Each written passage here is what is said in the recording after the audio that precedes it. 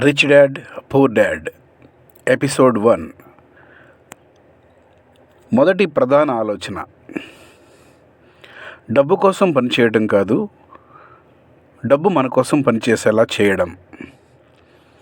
Robert Kiyosaki చెప్పే ప్రధాన భావన ఏమిటి అంటే, చాలామంది జీవితంలో ఒకే విధమైన చక్రంలో ఉంటారు. ఉదయం పని, జీతం, ఖర్చులు, మళ్ళీ పని, మళ్ళీ జీతం, మళ్ళీ ఖర్చులు. జీతం పెరిగినా సమస్య పూర్తిగా పరిష్కారం కాదు. ఎందుకంటే ఆదాయం పెరిగినప్పుడు జీవనశైలి ఖర్చులు, అప్పులు కూడా పెరిగే అవకాశం ఉంటుంది. రిచ్ డాడ్ అధికారిక వివరణలో ఈ పరిస్థితిని ర్యాట్ రేస్ అనే భావనతో వివరిస్తుంది. ఒక చిన్న ఉదాహరణ చూద్దాం. ఒక వ్యక్తి నెలకి 30,000 జీతం వస్తుంది అనుకుందాం. 30,000 వచ్చింది. ఇంటి ఖర్చులు, పిల్లల చదువు, కరెంటు బిల్లు, ప్రయాణ ఖర్చులు, ఈఎంఐ, షాపింగ్ అన్నీ కలిపి 30,000 లేదా అంతకంటే ఎక్కువ ఖర్చు అయిపోయింది. తర్వాత అతను ఏమంటాడంటే, నా జీతం ఇంకా పెరగాలి. ఓకే, జీతం 50,000 అయ్యింది. కానీ ఇప్పుడు ఖర్చులు కూడా పెరిగాయి. కొత్త బైకు, కొత్త ఫోను, పెద్ద ఇల్లు, ఎక్కువ ఈఎంఐలు, మళ్ళీ నెలాఖరు ఖర్చులు, డబ్బు ఉండదు. అంటే సమస్య కేవలం తక్కువ జీతం కాదు, డబ్బును ఎలా నిర్వహించాలి, ఎలా పెంచాలి అనే ఆర్థిక అవగాహన లేకపోవడం కూడా సమస్యే. రిచ్ డాడ్ భావనలో ఇక్కడ ముఖ్యమైన మార్పు వస్తుంది.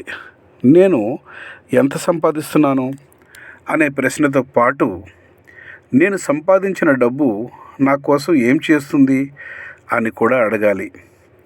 రిచ్ డాడ్ అధికారిక ఆర్థిక విద్యా వనరులు కూడా ఆదాయం మాత్రమే కాకుండా అసెట్స్, లయబిలిటీస్ మరియు క్యాష్ ఫ్లో అర్థం చేసుకోవడం ముఖ్యమని చెబుతున్నాయి.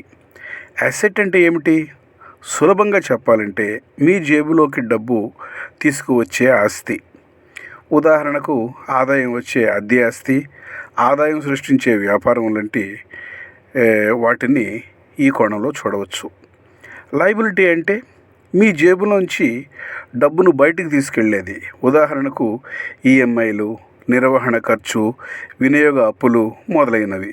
అందుకే ఈ మొదటి పాట మనకు ఒక ప్రశ్న వేస్తుంది. నేను సంపాదిస్తున్న ప్రతి 100 రూపాయల్లో ఎంత నా ఖర్చులకు వెళుతుంది?